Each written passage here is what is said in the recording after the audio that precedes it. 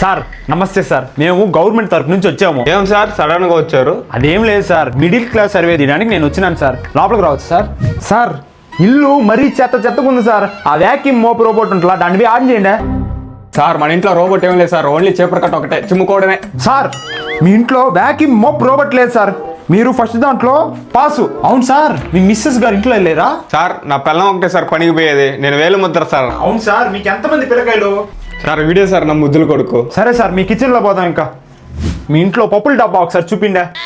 Sir ఇవే sir మన ఇంట్లో ఉండేది, ఇట్లోనే సార్ మేము పప్పులు వేసుకునేది. సార్ పక్కన కిరాణా షాప్ ఉంది సార్, అన్న ఎరగలికి వేస్తానంటే మేము తీసేసుకున్నాం. Container boxes finish. సార్ చిన్న బ్యాగ్ ఉంది సార్, ఈ బుక్స్ పెట్టుకోవాలి నేను.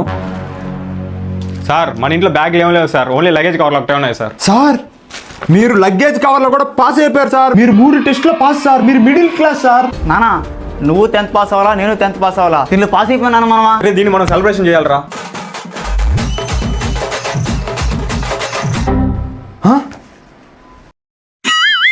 బంగారు చైను, అది 4 సవర్లు బంగారు చైను.